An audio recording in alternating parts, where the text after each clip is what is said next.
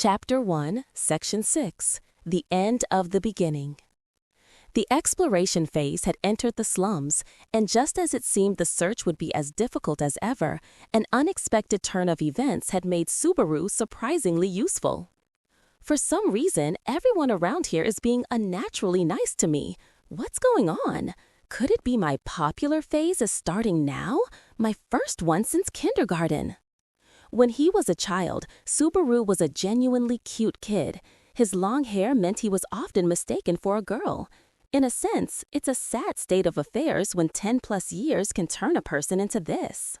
This is just a guess, but tell me if this popular phase has some scientific. No, this is a fantasy world, so magical. If it has a magical explanation, I want to hear it. I don't think this is the answer you're hoping for, but it's probably because of your appearance. You're filthy and there are bloodstains on you. The people here seem to have it rough, so they probably just felt sorry for you. My confusion has been completely cleared up. Damn it! So that's why everyone was being so kind. There was even an old woman who offered him a small, dried-looking fruit, saying, "Eat this and live strong." Timidly, Subaru took a bite. The texture was hard, and there was a faint sweetness, but then a powerful, awful stench hit him. He groaned in agony as his nose was assaulted from the inside out. Oh, I thought it was kindness, but it was poison. Poison! My whole body is burning up. This is bad. I might die, or I might have to take my clothes off and die a social death. I saw you get something. That's a boko fruit. Eating it stimulates the mana in your body and speeds up the healing of injuries. The effects vary from person to person, and usually it's just a placebo, but seeing Subaru's labored breathing and sweating, Satella put a finger to her lips, murmuring, From the looks of it, Subaru's mana circulation is pretty high. You might die from an overdose. You could have told me that before I ate it. What do I do now? Right, Puck. In response to her call, Puck emerged from her silver hair. His movements were incredibly sluggish, and his usual sprightliness was almost entirely gone. To put it simply, he looked extremely sleepy. As if he hadn't heard the conversation at all, Puck rubbed his large eyes with a paw. What is it? I'm almost at my limit. Eat something before you go to sleep. Here, there's a late-night snack right in front of you. Feeling the sharp edge in her tone, Subaru noticed Puck's dark eyes turn to him.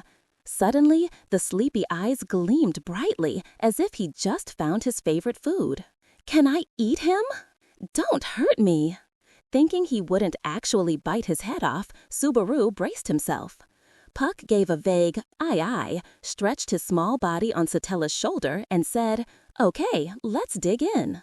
In that instant, Subaru felt something unknown and violently thrashing inside his body being completely siphoned out. It was a sensation that was difficult to describe. If he had to, it felt like all the contents of his body were being pulled out through every single one of his pores. Thanks for the meal. Puck put his paws together and bowed politely. Subaru was about to say, "You're welcome," when he was suddenly overcome by a creeping cold that enveloped his entire body. First the heat, now the cold, and it wasn't a superficial chill, but a deep cold from the core of his body. Subaru instinctively hugged his shoulders, and Satella looked at Puck reproachfully. Puck, my bad. It's been a while, so I misjudged the amount, but Subaru's gait is a bit strange. It's so honest, even though it doesn't look like it's been used much. I guess I siphoned off a little too much. Puck sheepishly patted his head, but from Subaru's perspective, it was no laughing matter. He heard more unfamiliar terms like mana and gait, but his mind immediately went to a familiar thought. It's probably like my MP, and it hurts because it got siphoned. His highly adaptable gamer instincts kicked in once more. The problem was how important MP was in this world. If mana recovery items were ridiculously expensive, then this was a serious problem. I'm sorry, I'll scold him later. I regret it, but I don't regret it. It was delicious.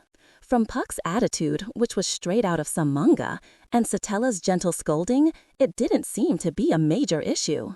In that case, moping around because I was cold would be pretty lame. Don't worry about it. At least the part where I was burning up is over. More importantly, let's go after the criminal whose location I figured out with my help. The criminal I figured out with my help. I know you're happy to be useful, but repeating yourself is incredibly uncool. He had meant to change the subject, but he ended up sounding like a small-time braggart. Satella looked disappointed, and Subaru gave a wry smile. Just as the two of them were getting ready to head further into the slums, a new voice cut in. Sorry, I'm at my limit now. With that, Puck, who was on Satella's shoulder, weakly leaned against her neck. His gray fur seemed to faintly glow, trembling faintly as if it was about to disappear. He's disappearing like he's about to die. I am pushing myself quite hard. I'm materialized using mana, so when I disappear, I'll scatter like mist. Sorry, but take care of my jewel. Okay, I'm sorry for pushing you, Puck. Get some rest. Satella took a palm-sized green crystal from her pocket. It didn't feel like a normal gem, and to Subaru's knowledge, crystal was the closest word. Puck walked from her shoulder to her arm and onto the crystal. The small creature hugged the crystal and looked back at Satella. You know this, but don't do anything reckless. If things get bad, use your odd to bring me back into existence. I know, I'm not a child. I know my limits. I don't know about that. My daughter's boundaries are pretty sketchy. I'm counting on you, Subaru. With a benevolent smile, Puck shifted his gaze from a pouting Satella to Subaru. Subaru, who had been watching the exchange like a parent and child, pounded his chest when he was addressed. All right, leave it to me. Just trust my chicken shit sensor. If I think it's danger with a capital D, I'm hightailing it out of here. I don't really know what half of that means, but I'm counting on you. Well then, good night, be careful. Puck gave Satella one last look before his form vanished from the world. Just as he said, his body scattered into shards of light and disappeared like mist. This was a sight that would never happen in his original world, and a shiver ran down Subaru's spine. After Puck was gone, Satella gently stroked the crystal in her palm and carefully put it away. From the flow of the conversation, it seemed Puck's core consciousness was now inside that object. It's just the two of us, so don't get any weird ideas. I can use magic. Satella, perhaps thinking Subaru was looking at her with impure intentions, spoke with a tone of caution. Subaru immediately raised his hands and shook his head in protest.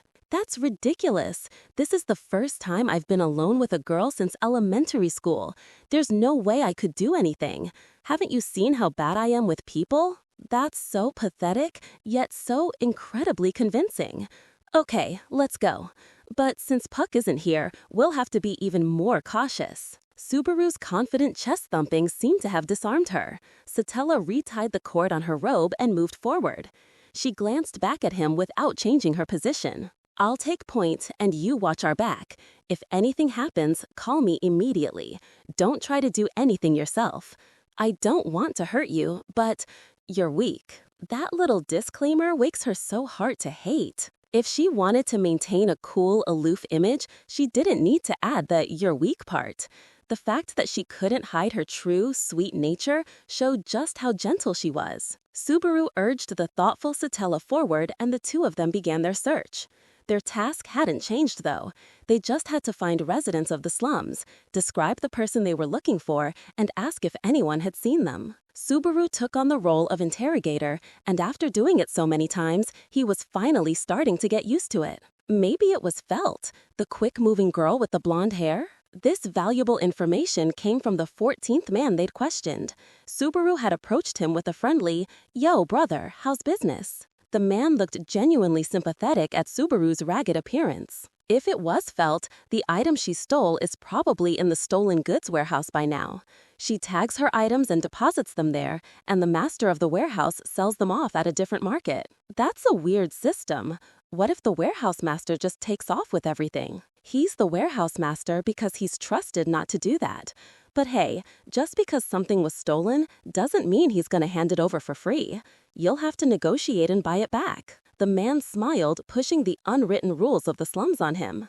It's the thief's fault for getting robbed, he said, sounding surprisingly kind. He had told them the location of the stolen goods warehouse, so a reunion with the lost items seemed to be on the horizon. However, a new problem arose. Neither of them had any money. Even if we buy it back, what do we do? It smells like a classic event where, since we're the ones at a disadvantage, they're going to gouge us on the price. Why do we have to pay for something that was stolen from me in the first place? Satella's face twisted in concern as the problem shifted to money. Her muttering was certainly justified, but it was also a fact that they weren't dealing with the kind of people who would listen to reason. To resolve the situation smoothly and surely, it would be wise to follow the man's advice. However, how valuable is the insignia that was stolen? Even if they're going to gouge us, it's hard to tell without knowing the market price. It has a small jewel in the center.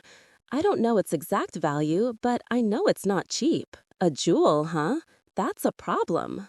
A jewel is an item that anyone, even someone without much knowledge, can instantly recognize as valuable. This world didn't seem to have the technology to create imitations, so anything that looked like a jewel was almost certainly a real one. Naturally, the price would be high. While there was nothing reassuring about this, something about Satella's words bothered Subaru. She said she didn't know the value of her own insignia, even though it was hers. It was entirely possible that it was a gift, but it still felt strange to him. For now, let's just go to the stolen goods warehouse and think from there. Depending on how the negotiation goes, we might be able to get it for a reasonable price. In the worst-case scenario, Subaru had a way, though it would be painful for him. Satella raised an eyebrow at his vague statement, but Subaru just waved his hand, saying, "It's nothing," and ignored her concern. They walked for about 10 minutes, trying to figure out a plan to get some funds. They finally arrived at the building known as the Stolen Goods Warehouse and looked at each other. "It's bigger than I thought. I see why they call it a warehouse, not a shed. If everything in there is stolen goods, it's pretty depressing." Of course, they probably sold their goods regularly, so it wouldn't be overflowing with stolen things. Subaru's thoughts were interrupted by the sight of the warehouse itself. It was waiting for their arrival, looking nothing like its crude name. By Subaru's standards, the building was about the size of a convenience store including the parking lot, that is. It was a single-story building, but it was big enough to fit at least 20 twenners. There were no small, grimy shacks or makeshift homes in the area. It was built right up against a tall wall, literally at the very back of the slums. That tall wall That's probably the city's outer wall. It seems we've made it to the edge. Subaru absent-mindedly pictured a map of the royal capital based on Satella's words. It was probably a square city, enclosed by these tall walls on all 4 sides. The castle was either in the center or at the very north, and the slums were located far away from it. They had been searching for 2 or 3 hours, so the royal capital must be a decent size. Of course, compared to Japan, which had no clear boundaries, it was hard to compare the size. So, if the rumors are true, there should be a warehouse master inside. What should our approach be? We'll be honest. We'll tell him something was stolen from us, ask to look inside, and take it back if we find it. Subaru had told her countless times that her reasoning wouldn't work, but Satella refused to listen. Her core nature was probably just that honest. It was difficult for her to accept crookedness as a means to an end. But perhaps that was exactly why she was willing to help Subaru, even though it was of no benefit to her. All right, I get it. Leave this part to me. Since the potential for things to go wrong was too high, Subaru decided to volunteer himself. It was his last resort. It felt too early to use his trump card, but waiting too long and making the situation more complicated would be a problem. Subaru didn't hesitate with these kinds of decisions. Satella, on the other hand, looked stunned by his offer. She eyed Subaru, who suddenly seemed so confident, with suspicion. "Okay, I'll leave it to you, Subaru. I know it's hard for you to agree so easily. I know I haven't done anything to earn your trust so far. But I have a plan, so please just trust me." "What? Why are you so surprised?" "Because the way this was going, I was expecting a huge argument. I was prepared for you to say something like, 'Leave it to you, you worthless bum with 0 social skills. That's a joke. I trust a dog more than you.'" "I would never say anything so mean." Satella was furious at Subaru's self-deprecating monologue. She cleared her throat and looked in his eyes with her amethyst gaze. It's true that so far, you've been completely useless, and there's been nothing to change my mind about you. That's one heck of an evaluation, and I can't even argue with it. But I don't think you're thoughtless, and I don't think you're a liar. She grabbed the collar of his self-deprecating narrative, took a breath, and continued. So, I'll trust you. Think of it as a bonus if it works out. You should have said, please do your best for me, instead of the honest part. It'd be more motivating. I can't force myself to say things like that. But please, do your best. In every sense of the word, this was a girl who couldn't lie. Subaru's face broke into a grin in response to her honesty, and he walked toward the warehouse entrance. His steps weren't light, but he felt like he was being pushed forward by her expectations and a flicker of trust. If he didn't return with a success story, he'd truly be useless. As he walked, Subaru looked at the vinyl bag in his hand, the one that hadn't been mentioned until now.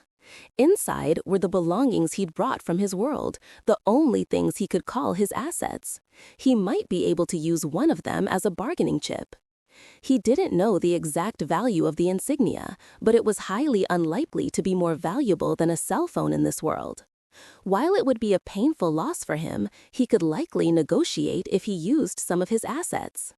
That was the final resort he hadn't told her about. They were worthless cards in this world anyway. He would use them without hesitation if he had the chance. Hello, is anyone home? He stood in front of the door and knocked on the wooden surface. A surprisingly low sound echoed inside, but there was no reaction. Feeling uneasy, he grabbed the doorknob and the door opened easily, as if it was never locked. The interior had no light source, and in the darkness of the night, it was a complete mystery. For a place where stolen goods were gathered, it was surprisingly unprotected without a guard. It could be a bathroom break. Hello? Is anyone in here? He peeked his head in and saw nothing but darkness inside, where the moonlight couldn't reach. He was greeted by a stale, musty smell as he resolved to step inside. But before he did, he turned to Satella. It would be weird if we both went in and got mistaken for robbers, so could you wait outside? Are you sure? Maybe I should go in with you. I've been calling out the whole time, so I doubt anyone would just attack me out of nowhere. It'd be more of a hassle if the master came back and misunderstood, so please, I'm begging you. Satella thought for a moment as Subaru bowed his head, then she reached into her robe. She took out a white piece of ore. She held the ore out to Subaru. At least take this light with you. If no one's there, call out anyway, and if someone is, call out too. I know, be cautious, right? How do I make this glow? You don't even know how to use Ragmite. You really don't know anything, Subaru. She said with a tone of exasperation and amusement, then lightly tapped the ore against the wall. Immediately, the white ore began to emit a faint glow. The light was weak, only illuminating a few meters around them, but it was enough to see the ground and his hands. Nowadays, they're mostly replaced by magic lamps that use mana, but I find this to be much more convenient. If it goes out, you just do the same thing and it'll glow again. I see. That's a useful trick. All right, I'm going in. With the faintly glowing Ragmite in his hand, Subaru nervously stepped inside. He heard Satella's voice behind him, "Don't push yourself," and he answered with a raised hand. In his limited field of vision, the first thing Subaru saw after entering was a small counter. The warehouse might have once been a tavern or something. There was a broken wooden box behind the counter, which he guessed the master or someone used as a seat. On top of the counter, which seems to be the reception area, were some small boxes, pots, and swords, all placed haphazardly, as if they were goods. He couldn't tell their value, but they didn't look particularly valuable to his untrained eye. Naturally, the valuable stuff is probably in the back. The items had wooden tags on them with what looked like carved letters. According to the man they talked to, these tags probably had the thief's name on them. He thought it would be easy to catch them all if the tags were just collected and handed over to the guards. I don't know how common the concept of an alias is, but in these kinds of stories, the country's underworld is always corrupt and in cahoots with these shady characters. The destination of the stolen goods was also questionable. Subaru's feet carried him deeper into the building, his imagination running wild with the unpleasant tropes he'd read in novels and manga. There was still no one in sight, but he could tell that the size and value of the stolen goods increased as he went further in, even with the weak light. An insignia with a jewel would most certainly be at the very back. Thinking this, his steps unconsciously quickened. It was then that he felt something. Subaru stopped, a strange sensation on the sole of his shoe. It wasn't like he had stepped on something hard. On the contrary, it felt like something sticky was pulling at his foot. He lifted his foot and touched the sole of his sneaker with his fingers. There was a thick liquid on it. It was oddly viscous and sticky, and it instinctively made him feel uneasy. What is this? He brought his finger closer to his nose to smell it, but the stale air inside the building made it impossible. Of course, he didn't have the courage to taste it. He wiped the disgusting substance on the wall and, prompted by his uneasiness, aimed his light forward. A stupid sound escaped his lips as Subaru finally recognized it. In the faint light, the first thing he saw was an arm lying on the floor. Its fingers were splayed out as if reaching for something, and for some reason, the arm was severed at the elbow. He moved the light further in to look for the rest of it and saw a leg lying further ahead. Thankfully, the leg was attached to a torso, and the torso had the other parts that should have been there. A large, elderly man's corpse with his throat deeply slit and one arm missing. The moment he saw the corpse, a senseless breath escaped Subaru's lips. At that moment, his mind was not filled with terror, despair, or shock. An overwhelming blankness had taken over his mind, stripping it of all thought. It was a void where there was no room for options like run or stay. Just a blank, mindless state where he stood rooted to the spot, waiting for his brain to process the events in front of him. And this led to a fatal result for Subaru's fate. You found it, didn't you? In that case, there's no helping it. Yes, there's no helping it. It sounded like a woman's voice, a low, indifferent, and slightly amused woman's voice. There was no time to turn around.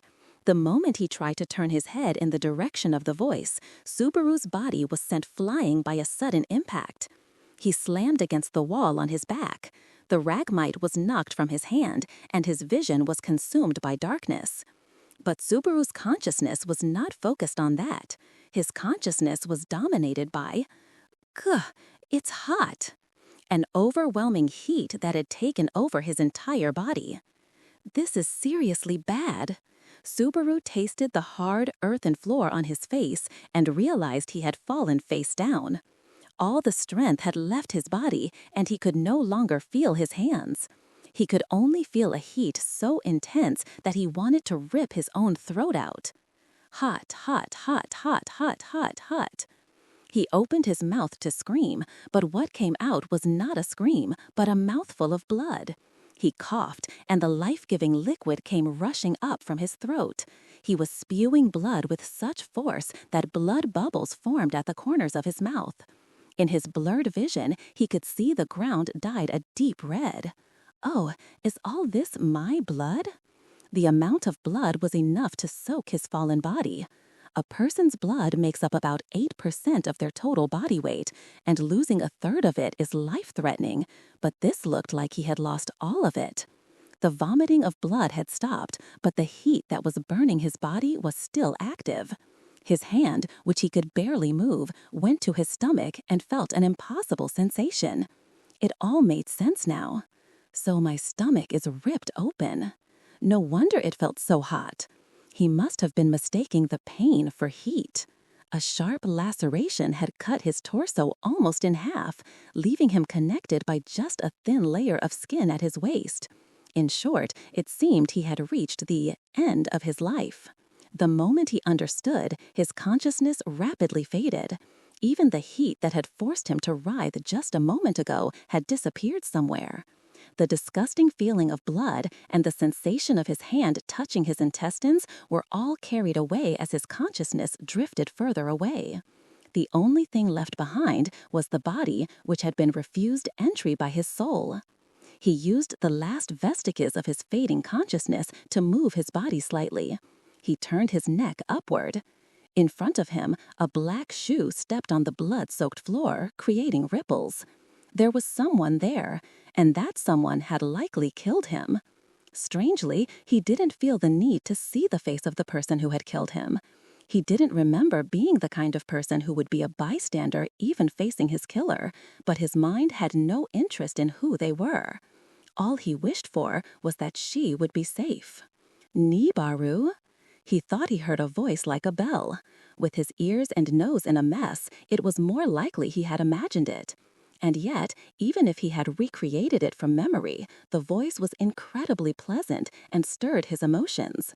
And so, a short shriek was heard, and the carpet of blood welcomed a new participant. A body fell right next to his, and there was his limp arm. His blood-soaked hand became entangled with a white, lifeless hand. It must have been a complete coincidence. He felt the faint movement of fingers as if they were holding his hand back. "Sir!" The moment he grabbed the back of his fading consciousness, forcing it to turn back and buy him time. The pain and heat were all far away, and this was nothing but a useless dog's last gasp. But even so, "I will, without fail, I'll save you." The next moment, Natsuki Subaru lost his life.